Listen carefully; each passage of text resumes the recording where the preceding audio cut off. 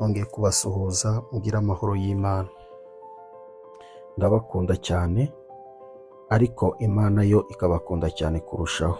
Nejejwe rero n'Imana wambonetse muri uyu mwanya kugira ngo twinjire mu kiganiro cyacu cyo gusobanura inzozi. Birashoboka ko hari inzozi warose kandi ukaba waraziburiye ubusobanuro. Turi hano rero kugira ngo twese dufashanye kugira ngo inzozi warose tuzishakire ubusobanuro.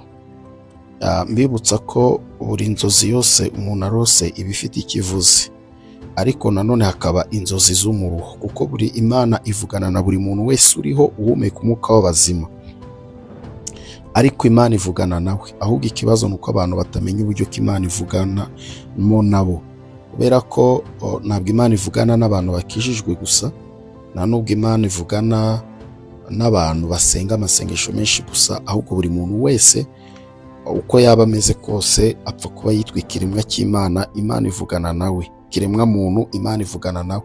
Ahubwo aho bitandukanira ni uko rimwe na rimwe tudahishurirwa imvugo y'Imana, tudahishurirwa ko Imana yavuganye natwe.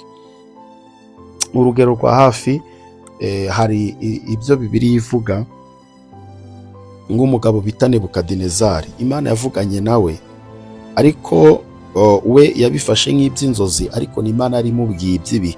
Uyu munsi urebye igihe duhagazemo cyangwa se ibyo turimo, iby'isi irimo kutujyanamo, byose hatabuzeho na kimwe ni ibyo mu gihe cya Nebukadinezari. Uko duhagaze, uko tumeze, ibyo turimo, isi uri kubona y'uyu munsi, Nebukadinezari yari yarabihanuye, yarabyerekwa. Hanyuma Daniyeli araza arabisobanura. Rero kutamenya ko Imana yavuganye nawe, ubundi icyo ni cyo kibazo, ariko buri muntu wese Imana ivugana nawe. Hanyuma rero mbahaye ikaze mu kiganiro cyacu cyo gusobanura inzozi. Hari ibyo warose byakuyobeye, hari ibyagucanze, bino hano tugufashe gusobanukirwa inzozi zawe. Hanyuma rero uyu munsi ngiye kuvuga ku nzozi abantu benshi bakunda kurota, ndetse z'abakunzi bacu bagiye batwandikira bakatubwira ko bazirose. Tugiye kubafasha gusobanukirwa, niba nabo bari hafi baze kudukurikirana kugira ngo bumve inzozi zabo badusobanuje, kugira ngo bazumve. Imana ibahe umugisha. Hanyuma ikindi mbibutsa ko Imana ivugana na buri muntu wese, nk'uko nabibavuze mbere. Nusoma Yobu 33:14-15 habisobanura neza. Buri muntu wese Imana ivugana nawe. Rero hari abo inyuriramo cyangwa se arabivuganiramo nabo mu nzozi. Ibi rero nibyo tugiye kureba. Reka nze duhere kuri uyu muntu bamwita Aimable Bampire.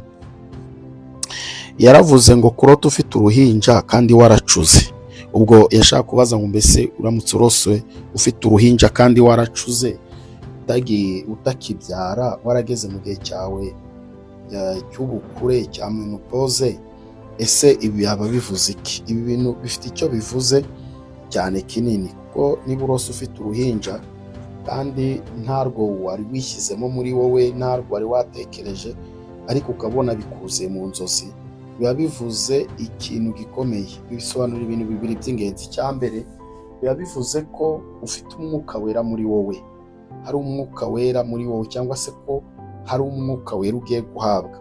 Umwuka wera rero ni ikintu gitangaje. Umwuka wera ntabwo bisobanura guhanura, ntabwo bisobanura kwerekwa, ntabwo bisobanura kuvuga izindi ndimi. Umwuka wera agizwe n'ibice 4 by'ingenzi. Ibyo wenda tuzabivugaho mu buryo bundi, dushaka kuvuga kwigisha ku mwuka wera kugira ngo abantu basobanuke umwuka wera icyo ari cyo. Ariko umwuka wera ugizwe n'ibice 4 by'ingenzi. Reka wenda mbivuge ariko ne kubisobanura kuko bifite ubusobanuro bugari. Umwuka wera agizwe n'umwuka gusa, umwuka wera akagirwa n'imbaraga, umwuka wera akagirwa n'imbuto, ndetse umwuka wera akagirwa n'impano. Rero iyo urose ufite uruhinja, biba bisobanura ko Imana iguhaye umwuka wera. Ibyo tuzabivugaho utaha. Si igitangaza ko rwose ushobora kuba ufite umwuka wera mwinshi kandi wuzuye, nyamara uterekwa. Si igitangaza ko ushobora kuba ufite umwuka wera mwinshi wuzuye kandi utahanura. Izo guhanura, kwerekwa, kuvuga indimi, izo ni impano z'umwuka wera, ariko ntabwo bivuze ko umuntu afite umwuka wera. Niyo mpamvu umuntu ashobora gusinda, ashobora gukora ibyaha, kandi akaza agakoresha za mpano bigakunda. Akaguhanurira avuye gusinda, akaguhanurira yasambanye, ibyo byose byaguhanuriye bikaba, kubera ko izo ni impano ntabwo ari umwuka. Ibyo wenda tuzabivuga ubutaha. Rero warose ufite uruhinja Aimable Bampire, niba nawe umurikiye warigeze urota izo nzozi, menya ko bisobanura ko ari umwuka wera ugiye guhabwa, cyangwa se ko Imana ishyize umwuka wera mu biganza byawe, cyangwa se ko ufite umwuka wera muri wowe. Noneho ikindi bishobora kuvuga nanone ko hari ikintu ugiye kwakira cy'agaciro kizanezeza umutima wawe. Twagiye ku nzozi zaroswe na Pascaline Tumukundi. Yaravuze ngo narose mbona abageni bari mu bwato, ariko aho ubwato bwanyuze hari hateyeho imigano ikoze nk'umuhanda. Yari hateyeho imigano ikoze nk'umuhanda.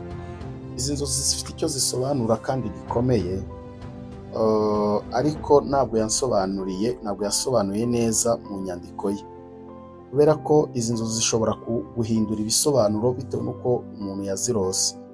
Niba yararose akarota ni abageni, ariko akabona ni abageni setu, ntarimo gusobanukirwa ibyo ari byo, ntari gusobanukirwa bari, akabona abo bageni bose ntabazi, akabona gusa nyine ni abageni ariko ashishikajwe no kubireba, akabona ni abageni, akabona umuhungu ntamuzi ntiyanamumenya, nyine n'isura ye akaba yumva atayizi, atanayibuka, atazi ibyo ari byo, n'umukobwa nawe akabona ni umuntu ariko utazwi, akabibona muri ubwo buryo. Ubwo bisobanura iki rero? Aba akwiye gusenga cyane, kuko biba bivuze yuko hari umwuka w'urupfu urimo kumugendaho. Ni umwuka w'urupfu urimo kumugendaho, uvuga ngo uyu anytime aba ashobora kuba umugeni. Iyo tuvuze umugeni ku bantu basenga cyangwa b'abarokore, baba bavuga nyine umuntu ugiye gutaha, cyangwa se ugiye ibyo abandi bita gupfa. Abarokore tubyita gutaha, kuko tuzi ko inaha atari iwacu. So rero niba warabirose, urakwiye gusenga cyane mu buryo bumwe cyangwa ubundi. Noneho bigatandukanira rero mu gihe urose ukarota abo bageni ubazi, abo bantu b'abageni bakoze ubukwe bari guca aho hantu ubazi.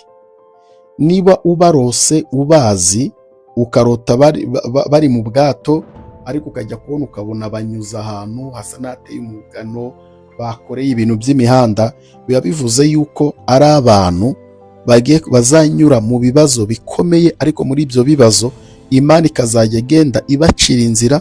Mu yandi magambo, ni uko urugo rwabo ruba ruzakomezwa no gufatana ubumwe no kunga ubumwe, kandi biba bivuze ko urugo rwabo ruriho mu ntambara zose bazacamo, ariko nta kizababuza kugera ku ntsinzi yabo. Icyo nicyo bisobanura. Mu gihe ubarose ukabarota utabazi, bifite ubusobanuro, ariko mu gihe ubarose ukabarota ubazi, nabyo bifite ubusobanuro.